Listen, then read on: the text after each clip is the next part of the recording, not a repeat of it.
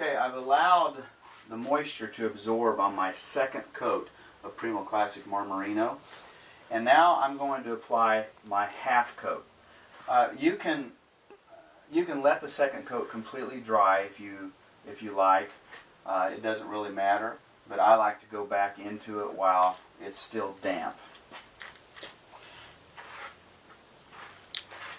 So I take a small amount of plaster this time, because we're just basically smoothing out our finish, and begin to apply.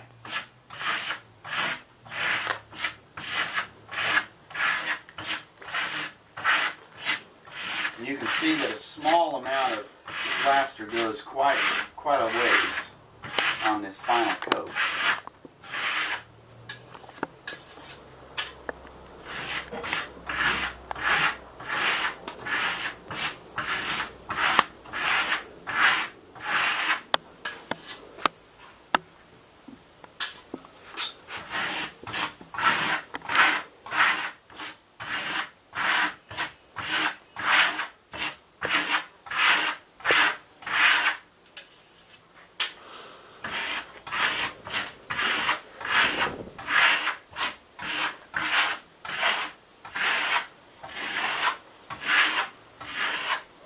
You can tell by the sound of my trowel that our surface is becoming much smoother.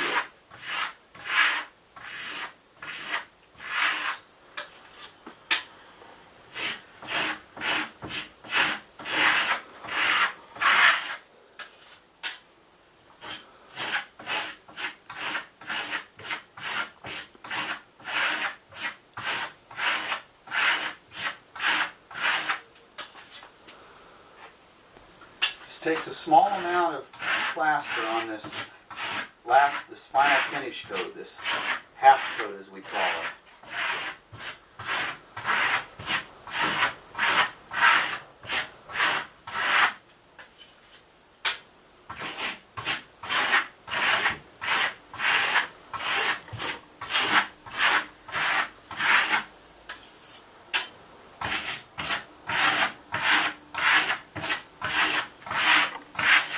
Begin to see the movement in the plaster that we're creating.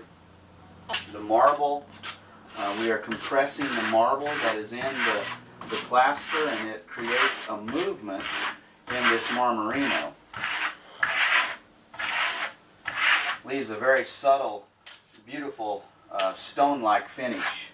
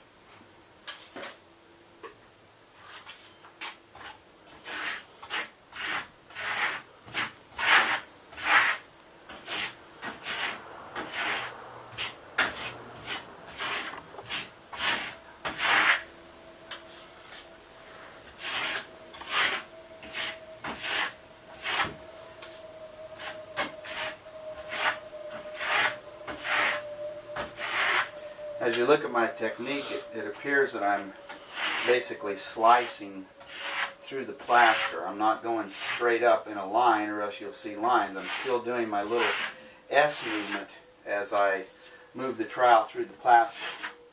So now we can come back.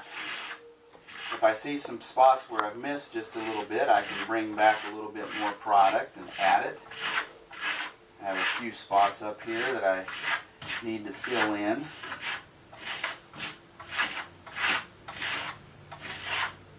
The beauty of the Primo Classic Marmorino is you can use it to create textured finishes also, by just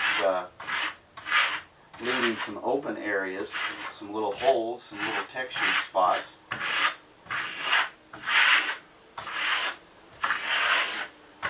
Okay.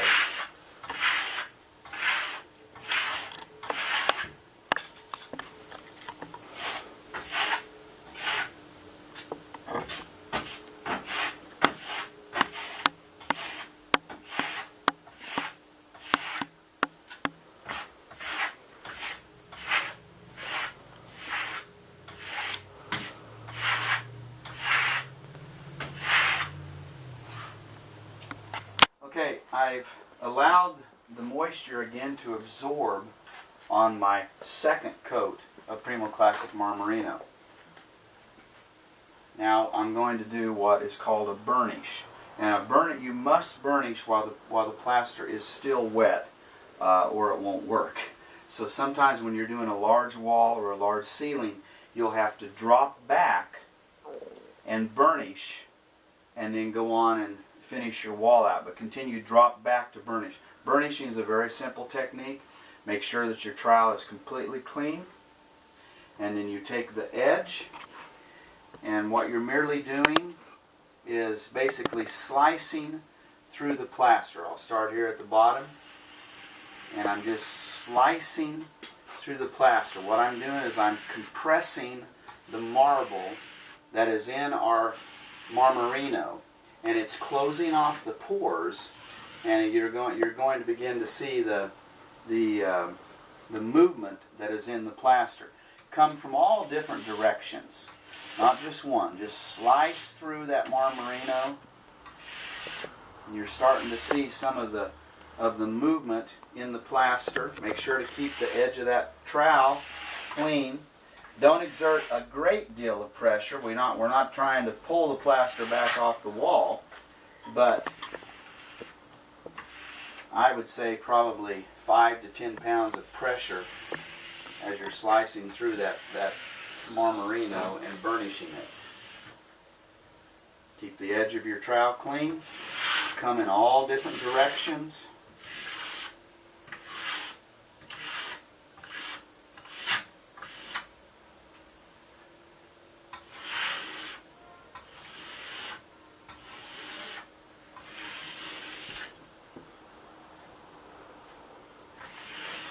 You can see how level, how smooth that finish is.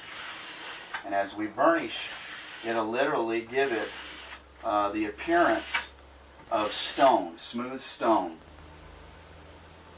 Reality, the lime-based plasters that we market, Primo Classic Marmorino and Fine Marmorino, the Carrera, and the lime paints, actually go through a process called calcifying, and it actually absorbs carbon dioxide, and your finish will go back to its original state after it's cured, back to limestone. So you're literally putting a thin coat of limestone on your wall.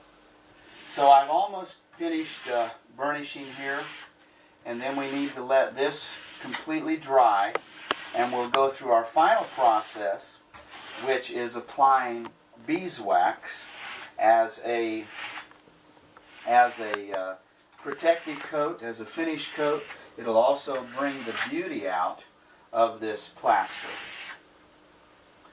If you take a zoom in on this, you can see some of the movement that is in that plaster as I have burnished it. Those little lines, those little ripples as you see in that plaster will really be accentuated once we apply our Cerawax polish to it.